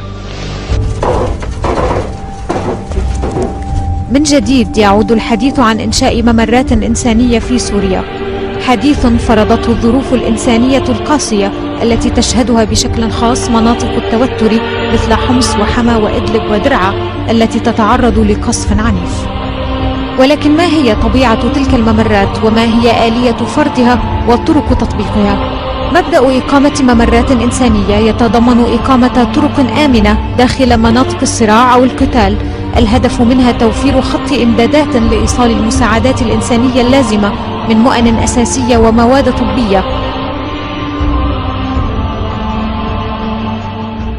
Huge expansion of the war in Libya with at least 12,000 frontline troops. فيأتونكم تحت 80 غاية مع كل غاية 12,000.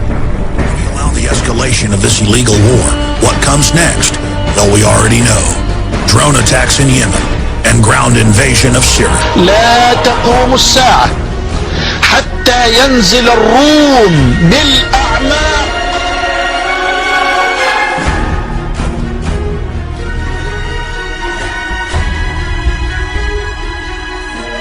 Many of the troops we've talked to have been told that this will be the beginning of World War III and the complete occupation of North Africa, the Middle East.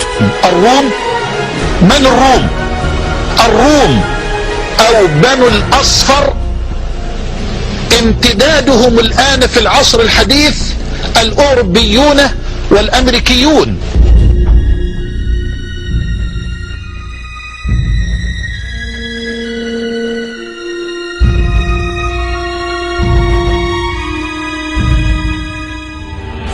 Our war on terror begins with Al-Qaeda, but it does not end there. Je crois que la troisième guerre mondiale est déclarée. C'est une guerre de religion et il peut assassiner ce siècle nos enfants et les enfants de nos enfants et qu'il serait temps de se rendre compte. Islam is an anti-Christ religion that intends through violence to conquer the world. أيها السادة، امتداد المسلمين إلى مناطق نفوذ، روسيا تأخذ جانبا وأمريكا تأخذ جانبا. إلى متى ضياعكم؟ إلى متى خنوعكم؟ إلى متى ذلكم؟ إلى متى قعودكم؟ إلى متى رقودكم؟ إلى متى هذا السبات عباد الله؟ والقرآن المجيد يقرأ آذان القلوب في الصباح وفي المساء وما بالمجيب، والنبي يشكوكم إلى ربه وقال الرسول يا رب إن قوم اتخذوا هذا القرآن مهجورا. هل الله مولانا يا أمة؟ هل الله مولانا يا أمة التوحيد؟ أم أن أمريكا هي مولانا؟ أم أن أوروبا هي مولانا؟ أمة التوحيد، أمة التوحيد، عودي إلى الله، عودي إلى الله، عودي إلى الله. الله مولانا ولا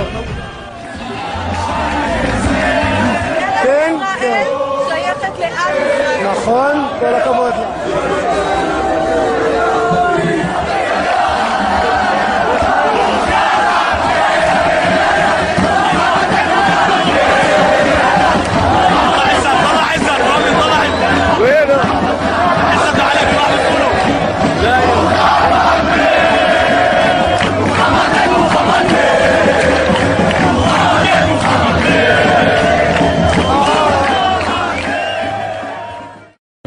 When Israel becomes the ruling state in the world, then the Jews will say, the golden age has come again.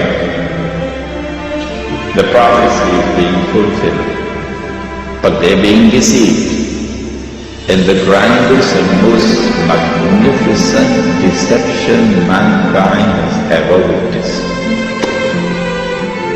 No, this is not the golden age. You've been deceived by Al-Masih al-Dajjal.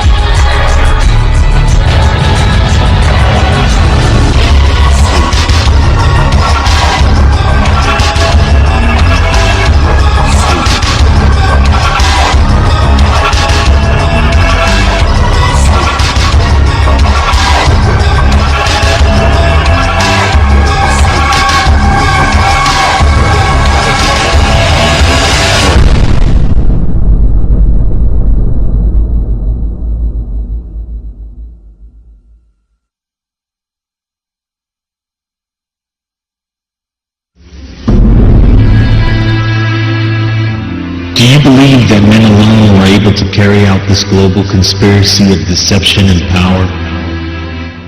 When you study the history of the elite, their plans unfold almost completely according to plan. How? Why would these elite and occult societies dedicate their lives to a plan that won't materialize in their lifetime? Because the goals of this plan have not been planned out by mere men, but by a force far more sinister. Men have sold their soul for this plan in return for worldly rewards of wealth and power. But who is really benefiting? Shaitan, architect of the New World Order. It's time to connect all the pieces of the puzzle. This age of deception is all around us. The false Messiah in Islam is called Dajjal.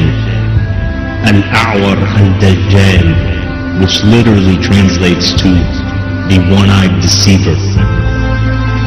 Is it just coincidence that this title is given to this false Messiah?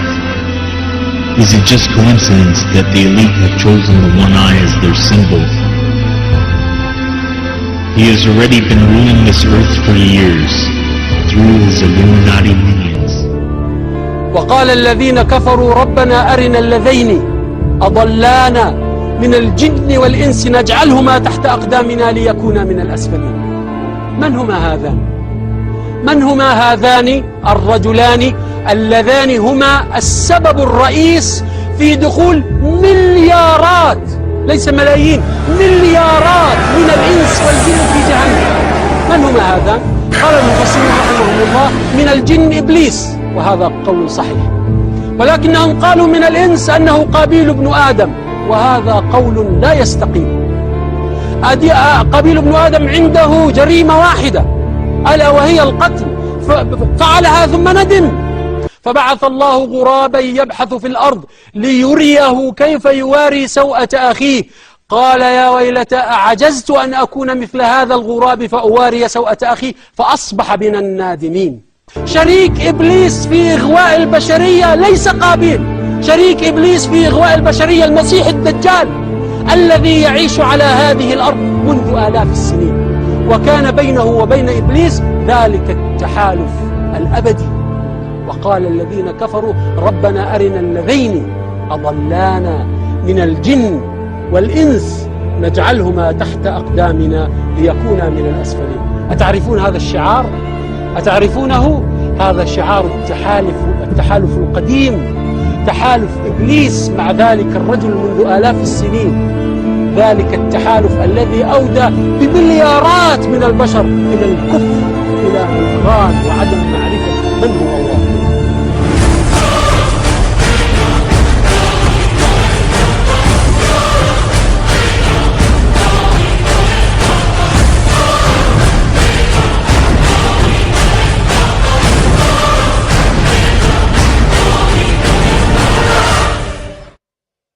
وعد الله الذين آمنوا منكم وعملوا الصالحات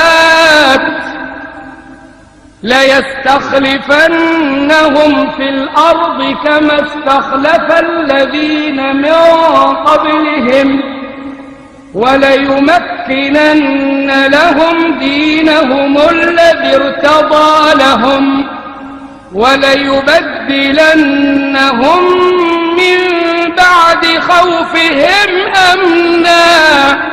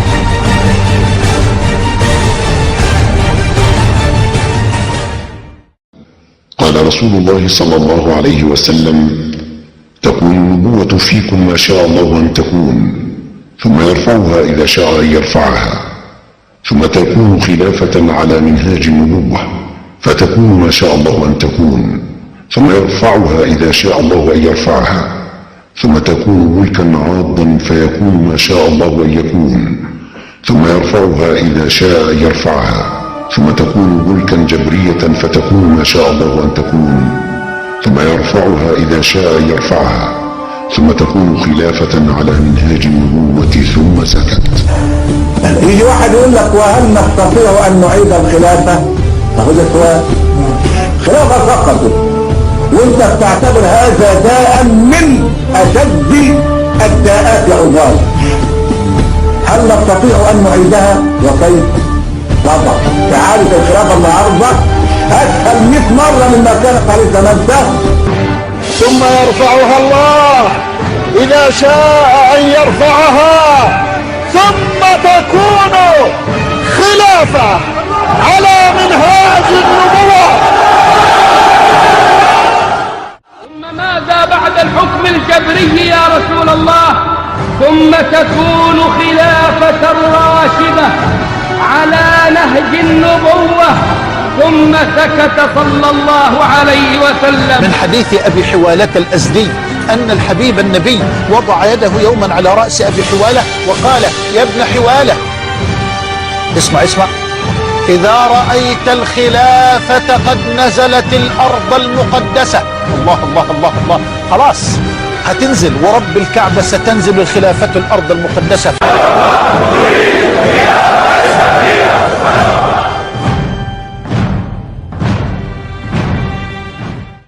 وقت خروجه عندما طبعا تكثر الفتن ويقتتل 3 من أولاد الخلفاء على كنز الكعبة كلهم يريد الاستيلاء عليه ولا يكون لواحد منهم. طبعا في هذه الأثناء تكون الأرض قد امتلأت بالظلم.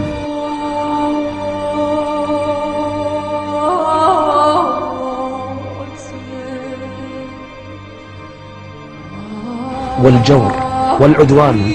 في مثل هذه الأيام ومثل هذه الأوقات يبعث الله رجلا في الأرض.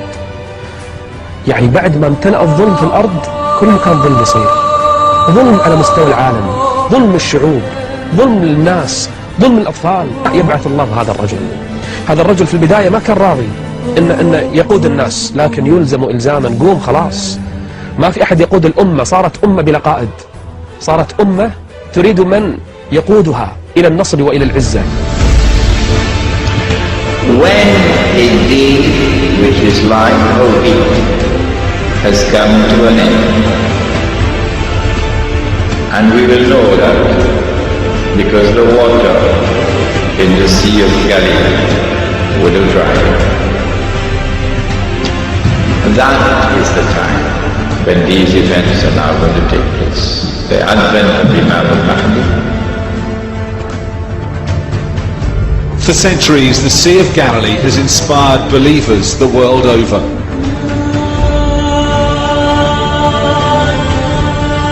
The waters the Bible tells us Jesus walked on, the shores where he performed his miracles, a place of beauty, religion and legend, but today on the brink of disaster. The water should be above our head, and the tragedy is that we don't need to be Jesus Christ anymore to walk here on the Sea of Galilee. Environmentalist Guidon Bromberg and I could walk the floor of the lake because its waters have retreated hundreds of yards. When the Sea of Galilee dries up, that's the time when Israel will no longer rule the world. I love this hadith. Guess why? Because George Bush could watch the Sea of Galilee going down. And Tony was his name? Yes. And Ariel was his name? Sharon. Yeah. And the Jews? They can watch the Sea of Galilee going down and drying up. And they can realize that the moment is coming.